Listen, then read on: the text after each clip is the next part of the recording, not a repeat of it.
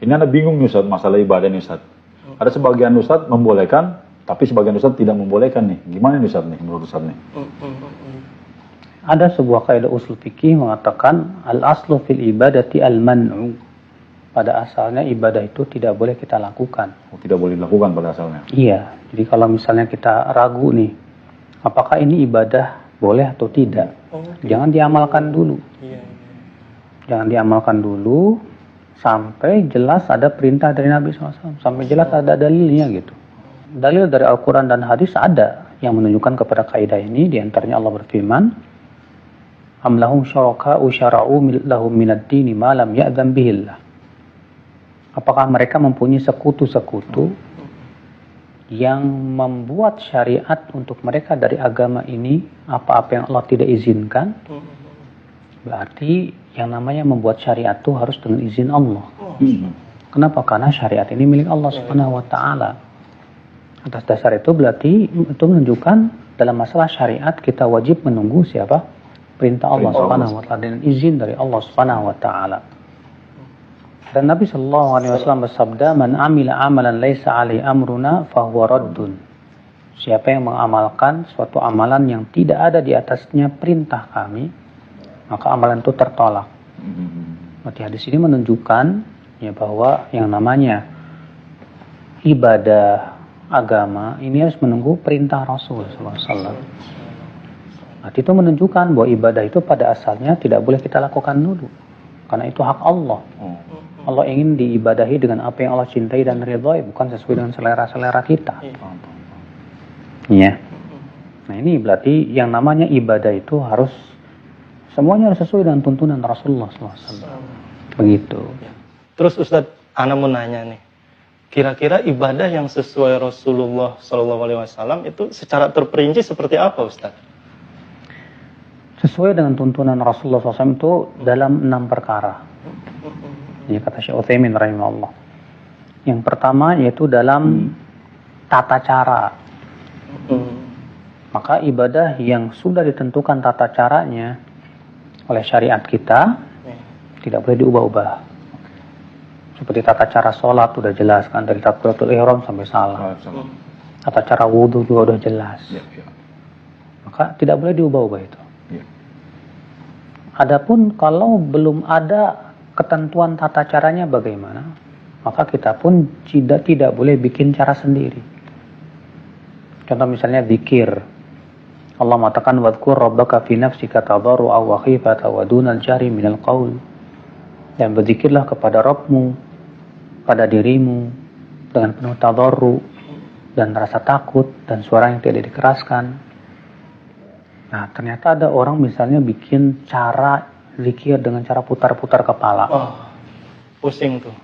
Masya Allah. Nah ini kita katakan mana dalilnya? Tidak ada. Ini namanya membuat cara sendiri yang tidak pernah ditentukan oleh Allah dan Rasulnya. Iya. Kemudian yang kedua yaitu jumlah. Ibadah yang sudah ditentukan jumlahnya, ya tidak boleh kita ubah-ubah tuh jumlah tuh.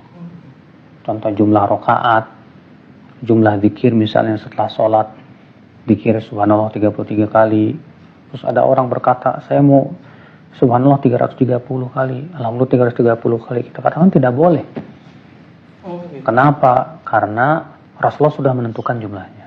Walaupun lebih banyak ya? Walaupun lebih banyak, karena Rasulullah lebih tahu dong. Iya. Yang terbaik. Nah kalau ternyata jumlah itu belum ditentukan, contoh misalnya zikir yang sifatnya mutlak, itu tidak ditentukan jumlahnya, berapa saja silahkan. Kalau kita tentukan sendiri dengan meyakini ada keutamaan, contoh misalnya siapa yang mengucapkan la ilaha illallah 2000 kali maka rezekinya lancar. Nah ini namanya menentukan sendiri ya jumlah dan keutamaannya tanpa dalil. Ini bukan hak kita, ini hukum hak-hak syariah. Banyak yang Kemudian yang ketiga itu sesuai dengan tuntunan Rasulullah SAW di dalam tempatnya. Artinya ibadah yang sudah tentukan tempatnya jangan diubah-ubah.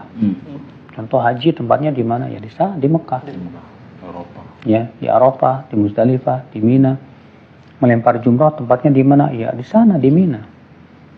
Tempatnya sudah ditentukan, tidak boleh diubah-ubah. Ya.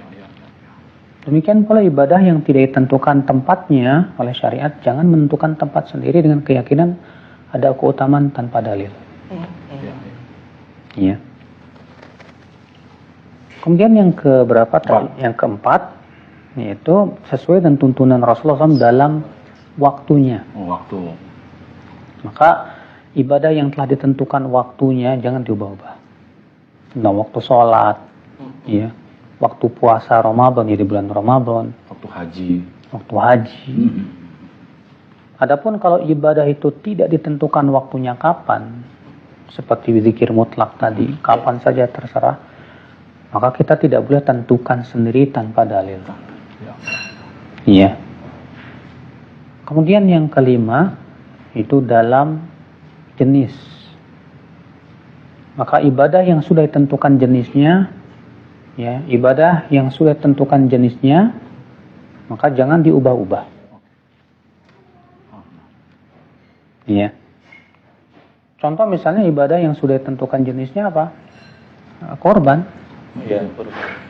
Jenisnya sudah ditentukan, ya, namanya kambing, sapi, unta. Iya. Ya. Nah, kalau ternyata belum ditentukan jenisnya, kita juga jangan bikin jenis sendiri. Kemudian yang keberapa? Yang keenam, yaitu sebabnya. Ibadah yang sudah tentukan sebabnya, ya udah kita sesuai sebab yang tentukan syariat aja. Contoh misalnya ketika bersin kita ucapkan alhamdulillah. Nah, itu sebab kita mengucapkan alhamdulillah ada bersin. Maka kita tidak boleh menentukan sebab sendiri dengan suatu zikir. Misalnya kalau kita Muaf. apa namanya gitu, Ya. kita ucapkan alhamdulillah gitu. Iya. Kita katakan mana dalilnya? Oh iya, kebiasaan kita ya. Iya. Sebagian orang mengatakan tapi ini kan nikmat. Kita katakan apa sih namanya ini? Iya. Sendawa. Itu bukan nikmat. Itu sebetulnya ada kelemahan berlambung kita. Ya, energi berbalik istilahnya gitu. Oh gitu. Maka seperti ini, ya kita katakan mana dalilnya Rasulullah SAW melakukan itu. Juga misalnya kalau habis menguap kita ucapkan auzubillahi minasyaitonirrajim. Ini juga mana dalilnya bahwa Nabi SAW melakukan itu. Kalau dikatakan menguap dari setan, betul. Tapi masalahnya ada nggak Nabi mencontohkan hal itu? Ya, karena masalahnya kalau itu ada contohnya, yang namanya para sahabat menguap banyak kok, sering, pasti Nabi akan ajarkan dong. Iya.